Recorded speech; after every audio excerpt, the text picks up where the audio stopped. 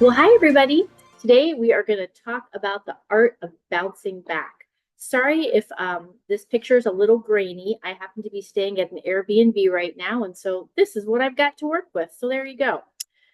So art of bouncing back. Have you ever, I know I sometimes look at people who have had fallen from grace, if you will, and end up in better positions. In fact, I often joke in my day job, it's like, wow, if I get fired, like I'm probably going to move up like two steps up the ladder because that's what you see happen, right? Or don't, if anyone's watching, you don't need to test that theory. It's okay. I'm very happy we don't have to test that theory. Um, or you'll see, again, you see this a lot with all kinds of, I think about Martha Stewart. How many of you know Martha Stewart, right? She went to jail. Look at her now. She's more popular, more successful now than she was before she went to jail. She bounced right back. She remade herself. It's amazing. So the deal is that you can do that. You can do that too. Everybody is going to have setbacks. Every single human being, you're going to have setbacks in life. You're going to have setbacks in your job. What makes you able to bounce back versus somebody else? So I think, again, we're going to stick with three. I like that rule of three. So we're going to do three things. I mean, there's a million things. All the things I talk about, there's way more than three things, but we're trying to get this done in like 4 minutes. So there you go, three things.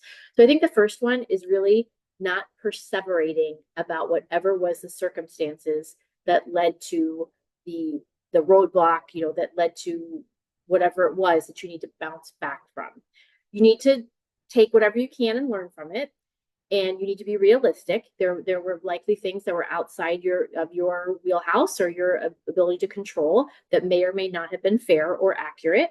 And then there were things that were probably in your wheelhouse to control or manage better, right? So you need to learn from both of those things.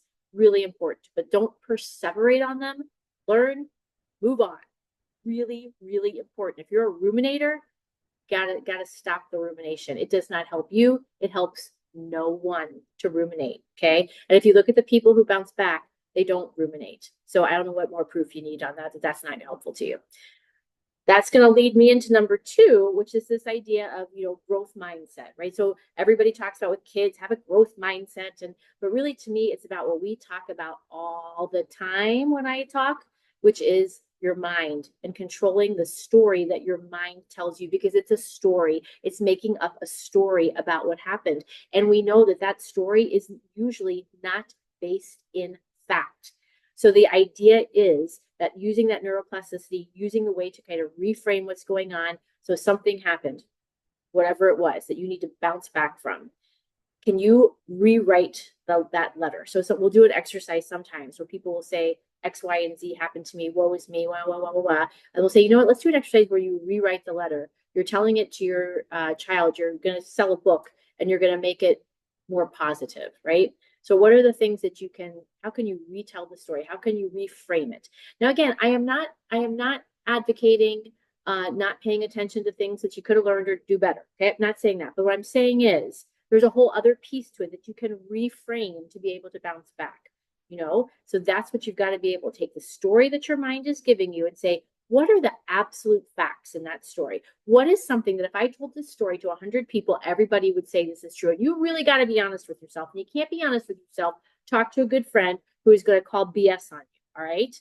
And then take the facts. Okay.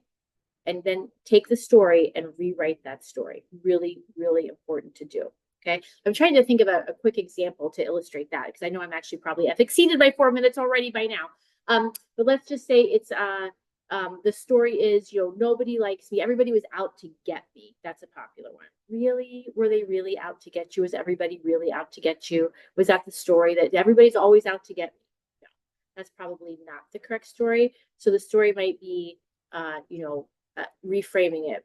There is an individual that I need to learn how to communicate better with. I have good communication skills. I am going to be able to communicate better in the future. Super quick example, maybe not the best. Okay, we're going to move to number three, which is your support system. So honestly, yeah, your support system and those you surround yourself with do have make a difference in your ability to bounce back. When you've got cheerleaders for you, much better than if you don't have cheerleaders for you, right? So remember that. There's a phrase about that you are the sum of the 5 people you spend the most time with.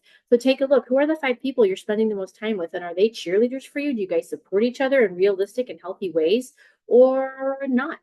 All right, let's sum up really quick. So how to bounce back. Number one, do not perseverate, do not ruminate on what happened. Does not work for anybody. Think Martha Stewart, okay? There's probably somebody more contemporary I could use, but that's who I could think of right now. I think because of the Olympics that were just on recently and Snoop Dogg, and there's Snoop Dogg and Martha Stewart, and come on, come on. If she can bounce back from jail, so can you. Okay, not from jail, I hope. But anyway, number two, it's about having that growth mindset, neuroplasticity, change the way, reframe how you're thinking about it. It's not all doom and gloom. It's just not. Number three, your support system is important. Take a look at the people around you. Are those the people you want to continue have around you as the main people in your life? Really important to think about. All right, that's what we've got for you this time. How to bounce back from adversity. Going to happen to all of us. Difference is how you respond to it. Not the event, how you respond. Until next time.